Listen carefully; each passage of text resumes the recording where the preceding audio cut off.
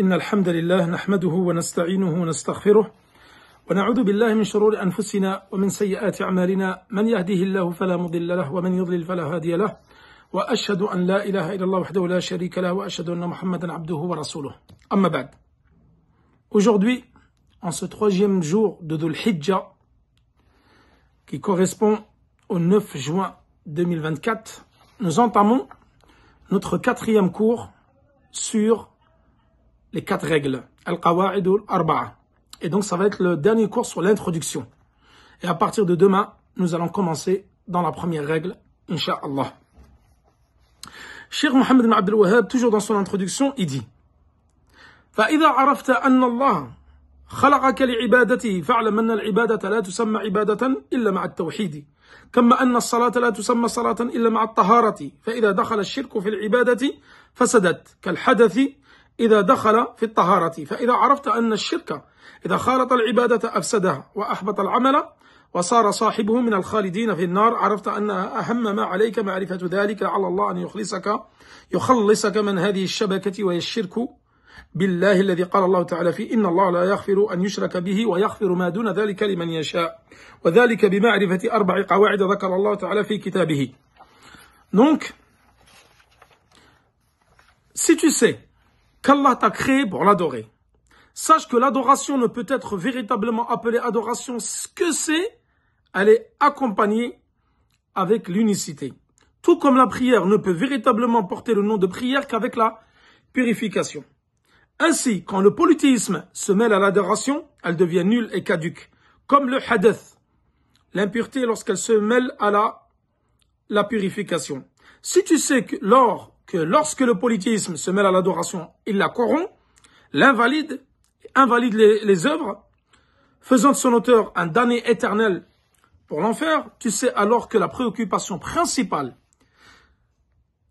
devrait être la connaissance de ce principe. Puis Allah te permettra de passer à travers les mailles de ce filet, c'est-à-dire l'association à Allah subhanahu wa ta'ala, au sujet de laquelle Allah subhanahu wa ta'ala dit Allah ne pardonne pas qu'on lui associe ou qu'on lui donne quelconque associé. Mais en dehors de cela, il pardonne à qui il veut. Surat An-Nisa, verset 116. Donc, dernière partie de cette introduction. Ensuite, nous attaquerons la leçon 1, Inch'Allah.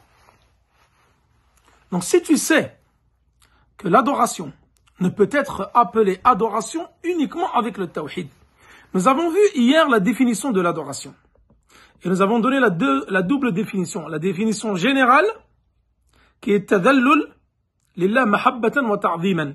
Le fait de se soumettre à Allah subhanahu wa ta'ala avec amour et glorification d'Allah subhanahu wa ta'ala. Et une autre définition qui est plus spécifique, particulière, c'est celle qu'a donnée Cheikh al-Islam ibn Taymiyyah, ismun jami' lima yuhibbuhu Allah wa yardah min al-aqwali wal-af'al al-zahira wal-batina. C'est tout nom qui regroupe ce que Allah subhanahu wa ta'ala aime et agrée parmi les actes apparents et cachés. Tout cela, c'est l'adoration. Donc l'adoration, nous avons vu qu'elle avait un double pilier, une double condition et une double définition. Donc tout cela, nous l'avons déjà vu hier. Donc le pilier, les 2 piliers, nous les avons vus, et également les 2 conditions. Donc les 2 piliers, c'est al-mahabba wa ta'zim, ghayatul mahabba wa ghayatul dhul. Un amour exclusif pour Allah subhanahu wa ta'ala et une soumission exclusive à Allah subhanahu wa ta'ala. Ça, c'est les piliers de l'adoration. Les conditions en sincérité pour Allah subhanahu wa ta'ala. Chaque adoration doit être sincère, doit être faite pour Allah subhanahu wa ta'ala et en conformité avec la sunna du prophète sallallahu alayhi wa sallam. Ensuite, Ibn Abbas, il explique وَمَا خَلَقْتُ الْجِنَّ وَالْإِنسَ إِلَّا لِيَعْبُدُونَ. Allah subhanahu wa ta'ala, il dit dans ce verset, je ne crée les hommes et les djinns que pour qu'ils m'adorent. Et Ibn Abbas, il explique cela par m'adore, m'unifie. C'est-à-dire que le but de cette création, Allah subhanahu wa ta'ala nous a créé les hommes et les djinns uniquement pour l'adorer. Et l'adorer, ici, le sens, c'est unifier Allah subhanahu wa ta'ala. L'adorer de façon exclusive. Lui vouer un culte exclusif. Et nous en avons parlé lorsque nous avons parlé de la Millat Ibrahim al-Hanifiyya. Vouer un culte exclusif à Allah subhanahu wa ta'ala sans rien lui associer. Et Ibn Abbas, il dit dans le Coran, tout verset dans le Coran qui parle de ibada, ma'na ibada ya'budun ay yuwahhidun. C'est-à-dire toute adoration qui est stipulée dans le Coran a le sens de unifier Allah subhanahu wa ta'ala dans son adoration. Et l'ibada, elle ne peut s'appeler ibada, adoration, qu'avec le tawhid. Vu que la ibada est conditionnée par la sincérité envers Allah subhanahu wa ta'ala et en conformité avec le suivi du prophète sallam, une adoration ne peut pas s'appeler adoration si elle est exempte de tawhid. Maintenant, vous allez voir quelqu'un prier. Vous allez dire, monsieur là, il fait une adoration. Oui, certes, la prière, c'est une adoration. Et si cette personne-là, cette même personne, elle va aller voir un devin. Elle fait la prière, elle jeûne, elle va au pèlerinage, mais à côté de cela, elle va voir les sorciers, elle va voir les magiciens, les astrologues, les devins, comme nous l'avons vu dans Kitab al-Tawhid. Lorsqu'elle vient à la Mecque, elle va aller visiter les tombes. Lorsqu'elle revient chez elle, elle va les sacrifier, parce qu'elle a fait le pèlerinage, elle va les sacrifier un bœuf auprès des morts, dans un cimetière. Est-ce que cette personne-là aura commis une adoration dans le sens propre du terme? Non. Son adoration sera caduque, nulle et non avenue, et elle sera invalidée par le polythéisme qu'elle a connu, car elle n'aura pas pratiqué cette adoration avec le tawhid. Donc l'adoration doit être exclusive à Allah subhanahu wa ta'ala. Donc toute adoration qui est exempte de tawhid ne peut s'appeler adoration. Et le tawhid, rappelez-vous, nous l'avons déjà expliqué dans l'usul al-thalatha et dans le kitab al-tawhid. Tawhid, c'est le masdar du verbe wahhada, yuwahhidu tawhidan. Le fait d'unifier Allah subhanahu wa ta'ala. Et au niveau législatif, au niveau légiféré, le tawhid, c'est ifrad Allah bil ibada. Ou ifrad Allah fi rububiyyatihi wa uluhiyyatihi wa asma'ihi wa sifatihi. C'est le fait d'unifier Allah subhanahu wa ta'ala, lui vouer un culte exclusif dans le tawhid de al-uluhiyya, c'est-à-dire le tawhid, l'unicité de l'adoration, l'unifier dans le tawhid, l'unicité de la création. Et l'unicité de la création, elle comporte quoi? Elle comporte la création, la subsistance, la royauté et la gestion de l'univers. Ça, ce sont des actions qui appartiennent qu'à Allah subhanahu wa ta'ala. C'est-à-dire unifier Allah dans ses actions à lui, à Allah subhanahu wa ta'ala. Et tawhid al-uluhiyya, l'unicité de l'adoration, ce sont les actes de Bani Adam, les actes des êtres humains. Unifier Allah subhanahu wa ta'ala à travers ses actes, c'est-à-dire les actes que nous faisons au quotidien, la prière, le jeûne, la sadaqa, al-khawf, la peur, al-khashya, la crainte, le retour à Allah subhanahu wa ta'ala, al-ibana, al-inaba afwan, le fait de al-isti'ana, demander l'aide à Allah subhanahu wa ta'ala, le secours à Allah subhanahu wa ta'ala. Toutes ces actions-là, ce sont des adorations que l'être humain fait, mais exclusivement pour Allah subhanahu wa ta'ala. C'est-à-dire ces adorations-là, tu les fais en unifiant Allah subhanahu wa ta'ala. Tu les fais uniquement pour Allah subhanahu wa ta'ala. Et tawhid al-asma' wa sifat, c'est-à-dire l'unicité des noms et des attributs, c'est-à-dire tu dois unifier Allah subhanahu wa ta'ala par ses noms et par ses attributs. C'est ça le tawhid. Comme nous l'avons déjà expliqué. Et les noms et les attributs, c'est-à-dire que tu unifies Allah subhanahu wa ta'ala par ses noms et ses attributs, bi'ithbat ma athbatahu Allah li nafsihi, en affirmant ce qu'Allah subhanahu wa ta'ala a affirmé par lui-même dans son livre et par la langue de son prophète, wa ala lisani rasulillah sallallahu alayhi wa sallam, min ghayri tahrif, sans distorsion,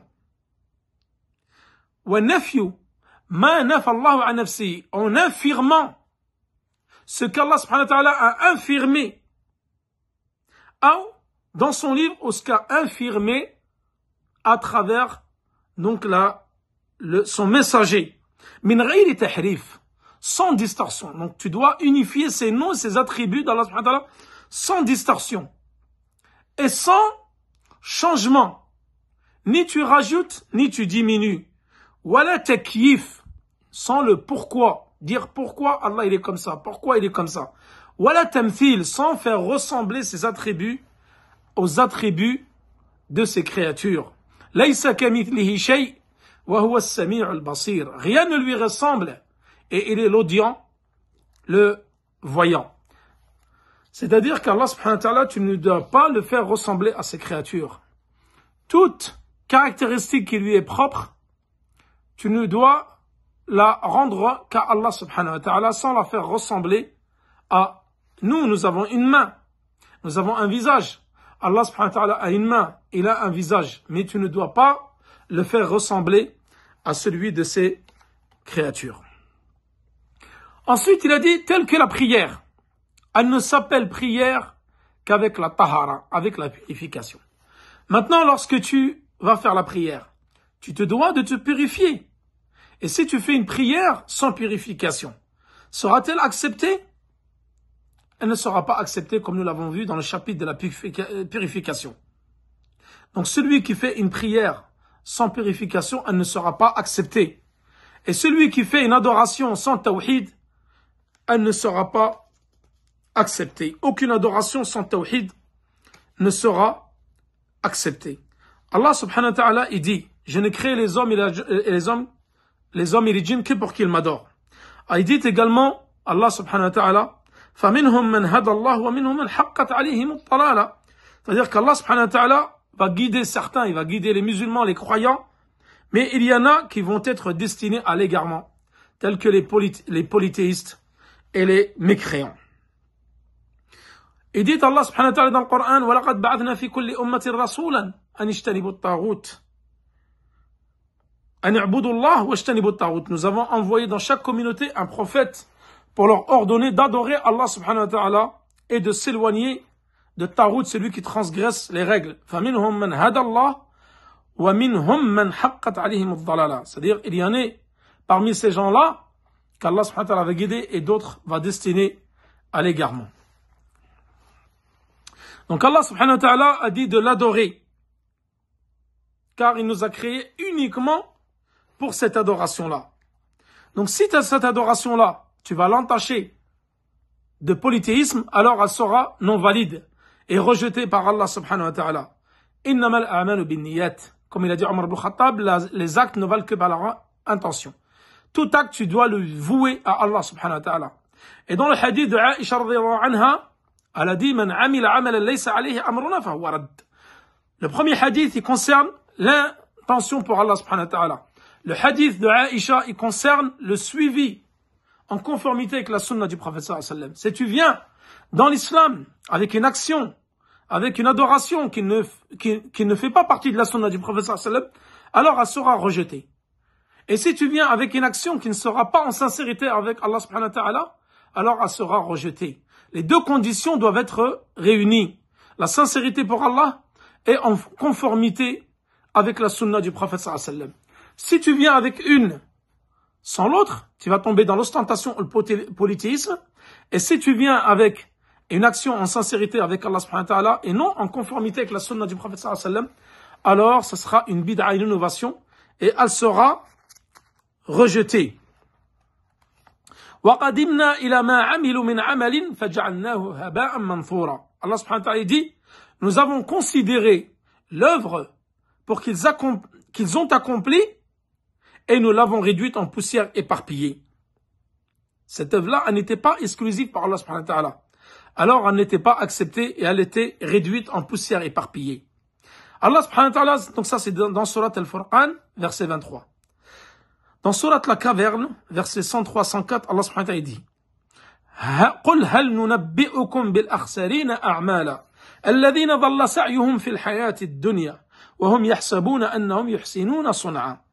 Voulez-vous que nous vous apprenions lesquels sont les plus grands perdants en œuvre? Ceux dont l'effort dans la vie présente s'est égaré alors qu'ils s'imaginaient faire le bien. Donc il se peut parfois que tu fasses des actions en croyant que celles-ci vont être acceptées alors que tu les as entachées de polythéisme ou d'ostentation ou de bid'a et ne seront pas acceptées par Allah subhanahu wa ta'ala. Donc tes actions seront vaines. Elles seront vaines, tu auras fait des efforts pour rien. Donc pour que ton action soit acceptée par Allah subhanahu wa ta'ala, elle doit être basée sur le tawhid. Exclusivement pour Allah subhanahu wa ta'ala et en conformité avec la sunna du prophète sallallahu alayhi wa sallam.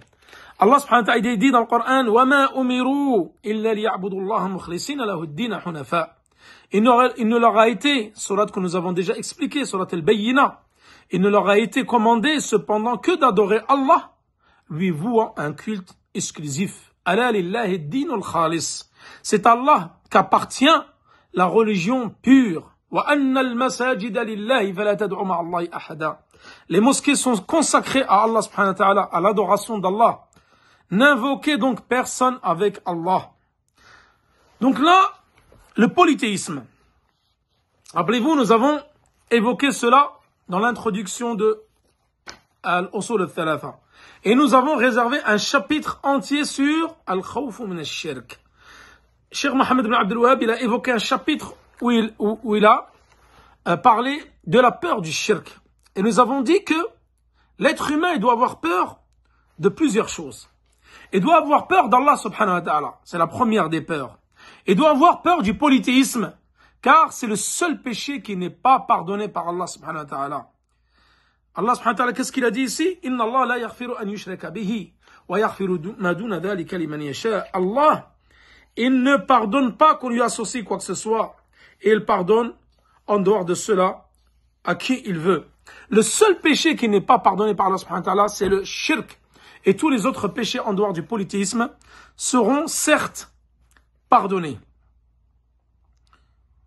Allah subhanahu wa ta'ala dit, donc on doit avoir peur d'Allah subhanahu wa ta'ala, avoir peur du polythéisme, car c'est le pire péché que tu puisses commettre sur terre, et c'est le seul péché qui n'est pas pardonné par Allah subhanahu wa ta'ala, et c'est le seul péché qui te fera précipiter en enfer pour l'éternité. Et tu dois avoir peur également min adhabillah, c'est-à-dire avoir peur du châtiment d'Allah. T'as peur d'Allah, t'as peur de tomber dans le polythéisme, t'as peur de tomber, t'as peur du châtiment d'Allah subhanahu wa ta'ala, et une quatrième peur, t'as peur qu'Allah subhanahu wa ta'ala ne t'accepte pas tes bonnes actions, et cinquièmement, tu dois avoir peur de tomber dans le péché. Toutes ces peurs-là sont légitimes, et le prophète sallallahu alayhi wa sallam, il a dit akhwafu ma akhafu alaykum ash-shirk al-khafi.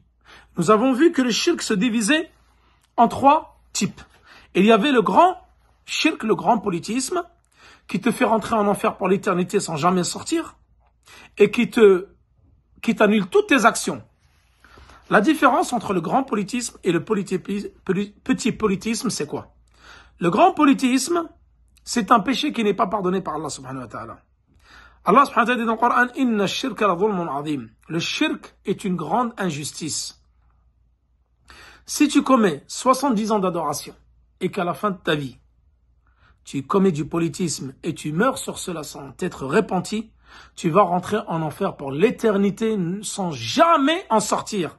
Et ça va t'annuler et invalider toutes tes actions que tu as faites pendant toute ta vie. Exemple, comme le hadith, comme l'impureté. Imagine-toi, tu as fait les ablutions après Salat al-Dhuhr. Et tu as attendu jusqu'à Salat al-Asr pendant 4 heures en état de pureté. 1 minute avant l'adhan de Salat al-Asr, tu as perdu tes ablutions. Là, tu te devras de refaire les ablutions. Donc tout ce temps-là que tu avais tes ablutions, il ne te sera d'aucune utilité. Car lorsque tu as perdu tes ablutions, tout ce temps-là, il est fini. Tu te devras de refaire les ablutions à nouveau pour que ta prière soit valide. Le polythéisme, c'est exactement la même chose. Tu peux avoir pratiqué le monothéisme, avoir adoré Allah subhanahu wa ta'ala pendant 70 ans, et à la fin de ta vie, tu as pratiqué le polythéisme majeur et tu es mort sur cela, alors tu rentreras en enfer pour l'éternité. C'est pour ça que l'être humain, il se doit d'étudier le tawhid toute sa vie et le mettre en pratique toute sa vie. Et il doit avoir peur de tomber dans le tawhid, dans le shirk, pardon.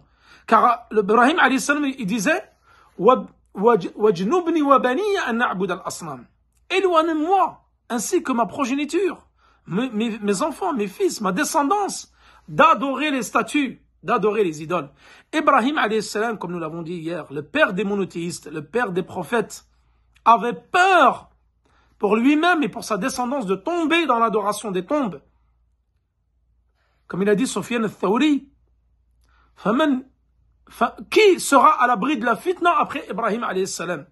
Si Ibrahim, le père du monothéisme, avait peur de tomber dans le polythéisme, toi, tu dois avoir encore plus peur.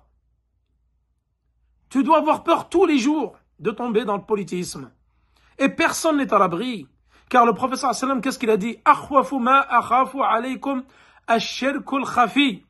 Ce dont j'ai le plus peur pour vous, c'est le polythéisme caché. Les compagnons, ils ont dit, quel est-il? Le prophète sallallahu alayhi wa sallam, il a dit, c'est tel que la fourmi noire sur la pierre noire dans la nuit noire. Est-ce que vous allez la voir? Ils ont dit non. Le shirk caché, il est encore plus caché que cela. Vous ne pouvez pas le voir. Et le petit polythéisme, à la différence du grand, il ne fait pas sortir de l'islam. Contrairement au grand polythéisme qui fait sortir de l'islam. Le petit, c'est l'équivalent des grands péchés. Il est comme les grands péchés. Certains ont dit, il y a le grand polythéisme, ensuite le petit polythéisme, ensuite il y a les grands péchés, et il y a les petits péchés. Donc le petit polythéisme ne te fera pas rentrer en enfer pour l'éternité, mais il peut te faire rentrer en enfer pour une durée plus ou moins longue, comme les grands péchés, nous l'avons déjà vu. Donc grand et petit polythéisme. Et le petit polythéisme n'annule pas tes actions comme le grand polythéisme annule tes actions. Et il ne te fait pas sortir de l'islam comme le grand, et ne te fait pas rentrer en enfer pour l'éternité comme le grand. Voilà la différence entre le grand et le petit péché. Donc il y a un avis qui dit que le grand péché, le petit péché, il est pire que les grands péchés. Le petit polythéisme, pardon, il est pire que les grands péchés. Il y a un avis qui dit, de savants qui disent que le jugement du petit polythéisme, c'est le même que les grands péchés. Il rentre taht al-mashi'a. Il est sous la volonté d'Allah subhanahu wa ta'ala. Yawm al-qiyamah, soit il décide d'effacer ton péché ou ton polythéisme mineur, soit il décide de te faire rentrer en enfer pour une durée plus ou moins longue. Parce que les grands péchés ressemblent au petit polythéisme. Les grands péchés ne te font pas sortir de l'islam. Le petit polythéisme non plus. Le petit polythéisme, il peut être effacé par Allah subhanahu wa ta'ala. Comme les grands péchés, ils sont taht al-mashi'a le jour du jugement dernier. Et les grands péchés ne te font pas rentrer en enfer pour l'éternité. Comme le petit péché, etc. Ils ont beaucoup de ressemblances. Alors les savants, ils ont dit, ils ont le même jugement.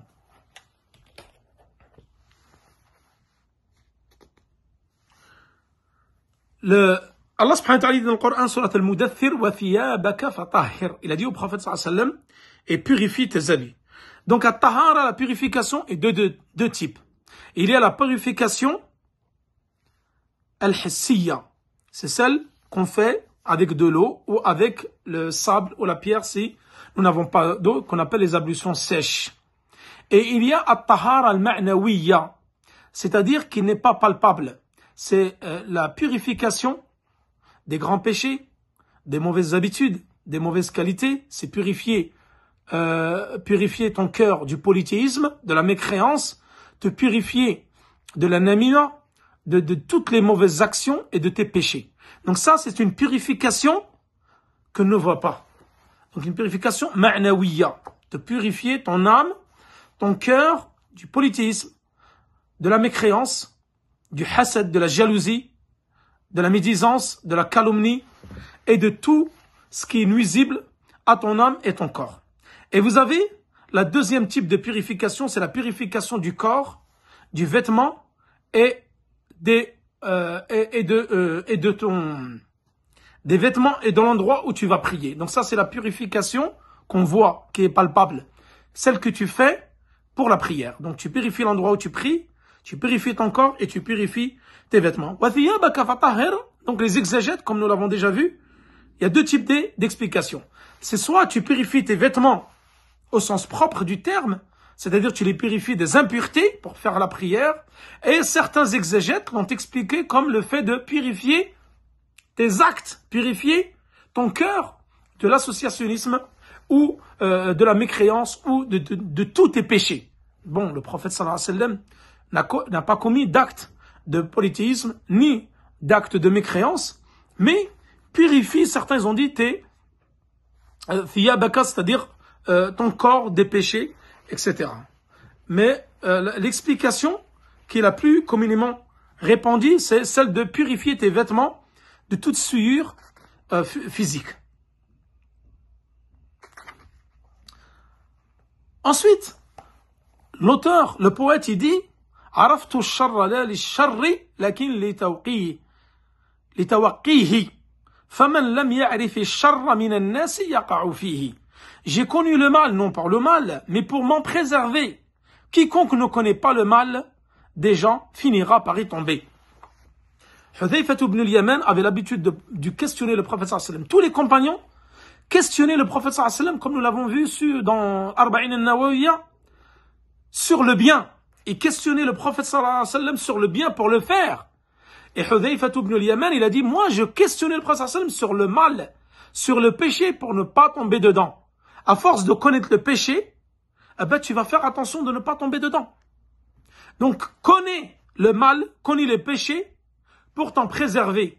Et pour ne pas tomber dedans.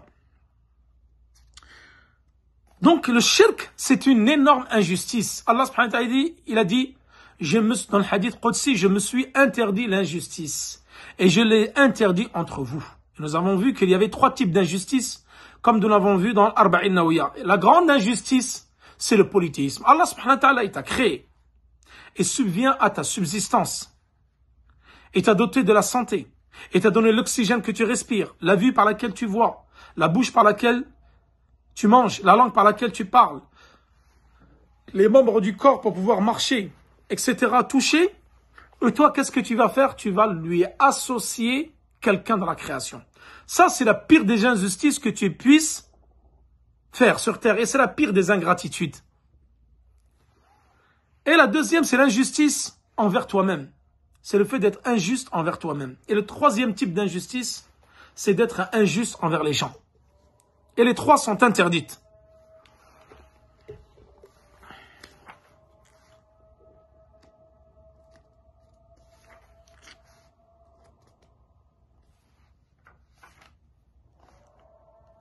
Donc voilà, en plus nous avons fini pile avec la veine.